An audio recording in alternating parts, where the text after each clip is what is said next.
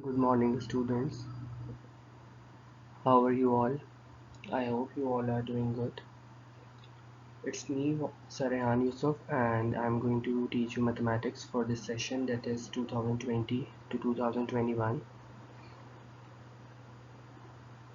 As you people have studied syllabus D1 in grade 6 and grade 7 as well, and those who are starting in grade 7.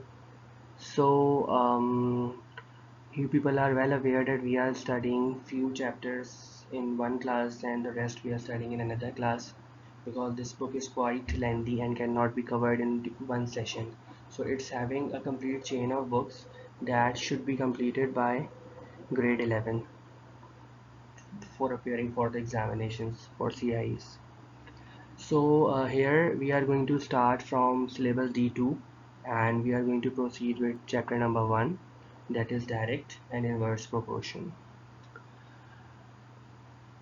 As you people have studied from me previously as well, so you are aware of my style of teaching, that I am giving you one concept at a time and then accordingly we are doing the work. Then I'm going to give you another concept, then you're going to do work with that with that concept. So the same practice we are going to follow in this class as well.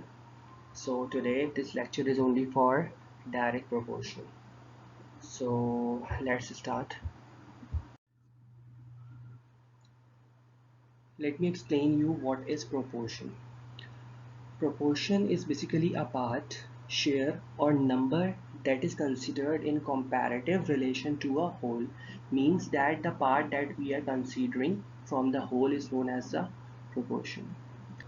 Now what direct proportion is? Let's suppose if I am having two quantities and if I am increasing one quantity, so the other quantity is increasing. Okay, and if I am decreasing one quantity, so other quantity is also decreasing. So such relation between the two quantities is known as the direct relation. Means the things or the quantities are directly proportional. It's written over here that two quantities are directly proportional if an increase in one quantity corresponds to a constant increase in the other quantity, or if a decrease in one quantity corresponds to a constant decrease in the other quantity. You can see through these arrows. Let's suppose that we are having two quantities x and y. If I am increasing x, you can see on the left hand side, if I am increasing x, so quantity y is automatically increasing. Now you can see on the right hand side, if I am decreasing quantity x, so quantity y is automatically decreasing. Means both of them are in direct relation. Now let's see example. Jim's wages are directly proportional to the hours he works. It means that the more hours he works, the more money he earns. Alright, so I would like you people to write down in your exercise book that how we are going to write down this relation. That it is directly proportional, so you will write down like this. Jim's wage, you will give the sign of proportionality, that is directly proportional, and you will write down in your exercise book. After that, once you are done with it, so for telling the answers, you can switch to the next slide.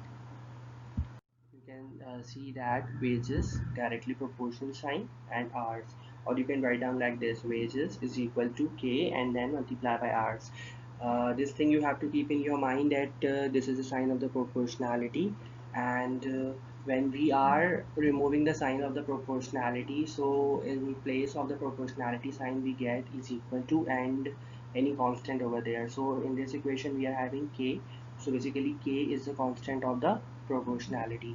You have to keep this thing in your mind, that whenever we are removing the proportionality sign, we are getting is equal to and a constant. So in this we are having constant k. Now let's switch to the graph. You people are aware that graph is also way of representing any data. So here we are going to construct the graph for the direct proportion. So the table below shows the cost of packets of biscuits, which is directly proportional to the number of packets. So number of packets are given and cost is given. Like one packet is of 20, two is 40, 3 60, 4 80, 500 and 6 is 120. We can construct a graph to represent this data. Which type of graph do we expect? Now you have to keep few things in your mind related to the graph of the directed proportion. For constructing the graph, you have to keep few points in your mind that um, like we were having two quantities. One was the cost and another was the number of the packets of the biscuits. So for the data that was given in the previous slide, C is directly proportional to N. Okay, so it's a bit high in your slide, so doesn't matter, it's typing error over here. So you can write down its direct C is directly proportional to N, means it will come in the same line.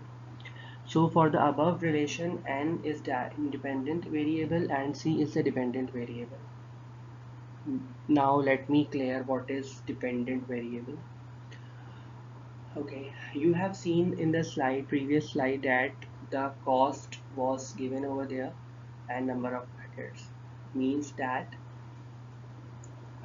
if we are considering that relation in the mind, so for that relation, n is the independent variable, n is the independent variable, and c is the dependent variable. Means was not depending on c.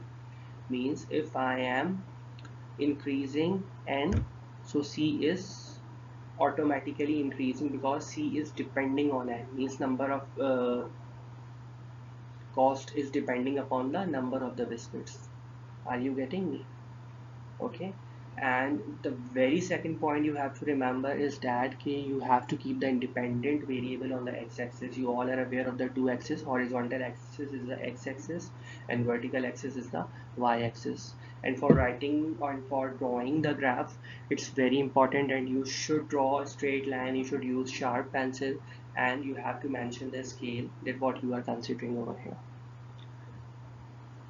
Now, one very important point that is to be kept in the mind while making the graph for a direct proportion, that if two quantities are in direct proportion, the graph, when you will draw the graph, it will be a straight line and it will be passing through the origin. Means it will be passing from the origin, means where you are having 0, from that point it should pass. If your line is not passing from that point, it means that your relation is not direct.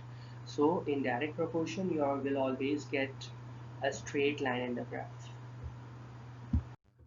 So my dear students, I hope you all get the concept for the direct proportion, that what direct proportion is.